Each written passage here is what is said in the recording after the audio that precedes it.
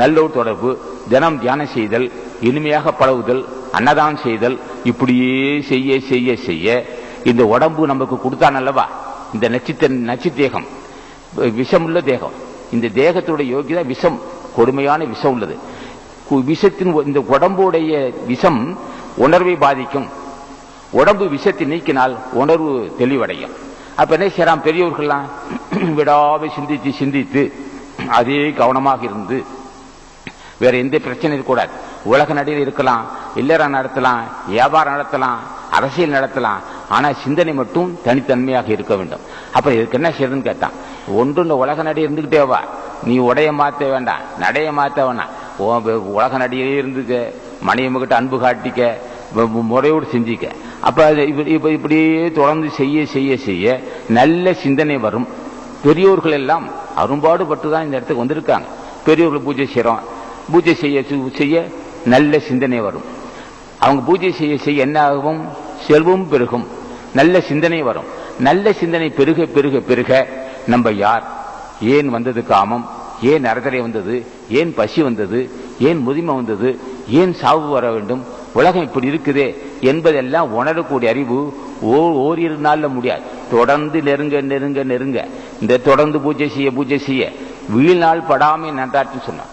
தொடர்ந்து பூஜை செய்துக்கிட்டே வந்தா சிந்தனை உயரும், செல்வம் பெருகும், சாந்தம் உண்டாகும், கொடுக்கக்கூடிய மனம் உண்டாகும், புண்ணியவனாகலாம். நல்ல சிந்தனை இல்லாமல் ஒருவன் புண்ணியவனாக முடியாது. சரி, நல்ல சிந்தனை வேண்டும், புண்ணியவான்களாகிய ஞானிகளை பூஜை செய்ய வேண்டும். ஞானிகள் ஆசி இல்லாமல் ஒருவனுக்கு நல்ல சிந்தனையே வராது. பொல்லாத வறுமை தீரணும் அல்லவா, வறுமை தீராம எப்படியும் நல்ல சிந்தனை வரும். அப்ப வறுமை தீரும், நல்ல சிந்தனை வரும், கடவுள் அறிவான். அப்ப இப்படியே மெதுவா அணுவாக கடுகாக அணுவாக தான் முன்னேற வேண்டுமே தவிர திடீரென்று யாரும் வர முடியாது, வருவதற்கு வாய்ப்பே இல்லை. இந்த துறை எப்பேற்பட்ட துறை, பெரியவர்கள் தொடர்பு இருக்கணும், இந்த மாதிரி சன்மார்க்க சங்கம் தொடர்பு இருக்கணும். மற்ற சங்கத்தில் இல்லை என்ன ஒரு ஆடவாரம் இருக்கும், அங்க ஒன்றும் இருக்க முடியாது. இங்க ஒரே சங்கம் தான், இந்த சங்கம் ராமலிங்க சாமி சங்கம், அருப்பாயாதான். அது மாதிரி பெரியோர்கள் தொடர்பு வைத்துக் கொண்டு இது மாதிரி தினம் பூஜை செய்தால்தான் இயற்கை சீற்றங்கள் இருக்காது. ஊர்ல ஒரு 10 பேராவது தயவு செஞ்சு இருந்தா அந்த ஊர்ல பருவமழை பெய்யும். நல்லார் ஒருவர் உலரில் அவர் பொருட்டு எல்லோருக்கும் பெய்ய மாட்டேனார் அவையார் சொன்னது போல பெரியவங்க ஆசி பெற்றுக் கொள்ளணும், நாமும் நல்லபடி வாழணும். மனிதனுடைய இயல்பு எப்படி இருந்தா துன்பம் வரும் வரையில் உலகமே நமக்கு எவனை பற்றி கவனிக்கப்பட மாட்டான். துன்பம் வரும் வரையில், துன்பம் வந்த பின் தான் சிந்திப்பான். பெரியவர்கள் அப்படி இல்லை, அஞ்சுவார்கள், பயப்படுவார்கள்.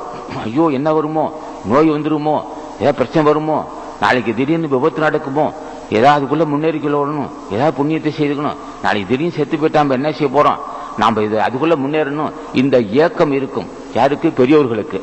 சராசரி மனிதனுக்கோ உலகத்தை பற்றியே லட்சியம் செய்ய மாட்டான். துன்பம் வந்தா உட்காந்து அழுதுட்டு இருப்பான். அவங்க பெரியவங்க அப்படி நினைப்பாங்களா? வள்ளுவன் சொல்லுவான், எதிரதா காக்கும் அறிவனார் கிள்ளை அதிர வருவது நோயின்னா. பெரியவங்க சொல்றது வள்ளுவ பெருமான். முன்னாடியே எதிர்த்து காத்துக்கொள்ள வேண்டும்.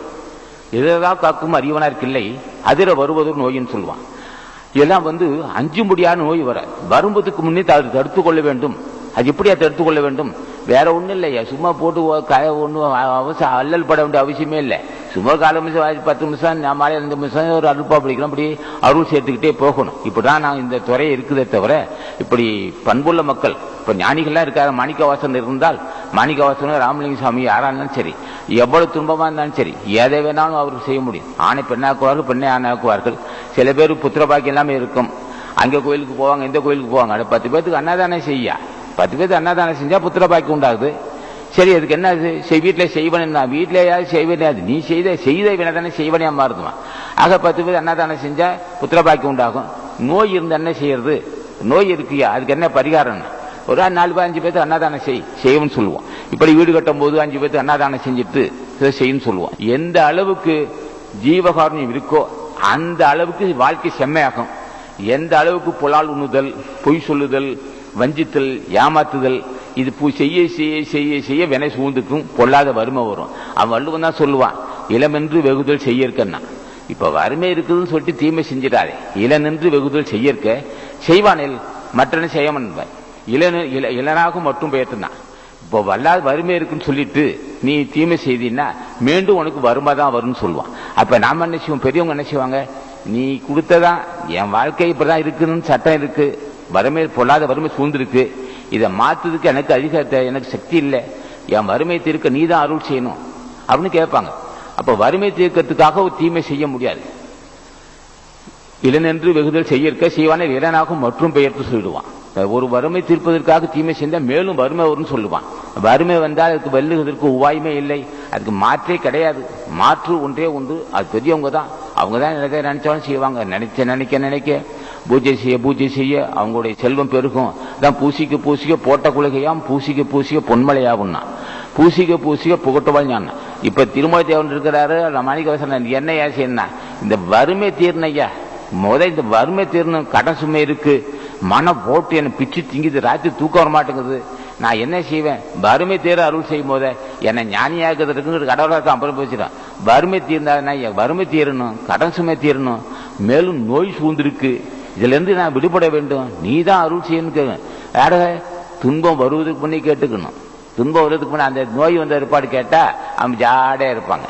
என்ன காரணம், நல்லபடி செயலா இருக்கும்போது ஆழ்ந்து சிந்திக்கக்கூடிய அறிவு இருக்கு, ஓடி ஆடக்கூடிய திடமான உடம்பு இருக்கும்போது நல்ல இளம் வயசுல செய்யாம இப்போ கடைசி நேரத்தில் முட்டிட்டு கிடக்குறான தொட தூக்கிறான்றான். அந்த நேரத்துக்கு வருவாங்க.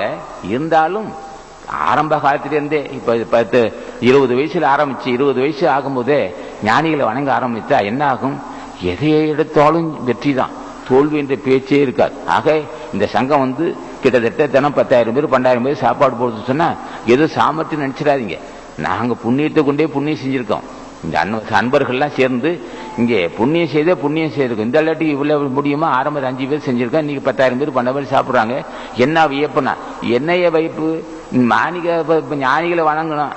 அன்னதான பூஜன மகரிஷியும் போக மகரிஷியும் கரூர் முனிவரையும் பூஜை செஞ்சோம். அவர் என்ன வேணும்னு கேட்டாரு, ஏழை எளிய மக்களுக்கு பசியாட்டன் ஐயா, அதுக்கு தேவையான பொருள் கொடுன்னு கேட்டோம், பொருளை அதுக்கு கொடுத்தாரு. இதெல்லாம் செய்வதற்கு பக்குவமான தொண்டர்கள், பண்பான தொண்டர்கள் வேணும், தொண்டர்களை குவித்திருக்கிறாரு. மக்கள் ஏற்றுக்கொள்ளக்கூடிய வாய்ப்பு வேணும், அதுக்கு ஏற்பாடு. ஆக அவர் ஆட்சி கொண்டே செல்வத்தை பெற்றோம், அவர் ஆட்சி கொண்டே தொண்டர்கள் குவிந்திருக்கிறார்கள், அவருக்கு ஆட்சி கொண்டே நல்ல காரியம் செய்கிறோம். நல்ல காரியம் எந்த அளவுக்கு நடக்குதோ, அறப்பணி செய்ய தர்ம காரியம் செய்ய எல்லா நன்மை உண்டாகும்.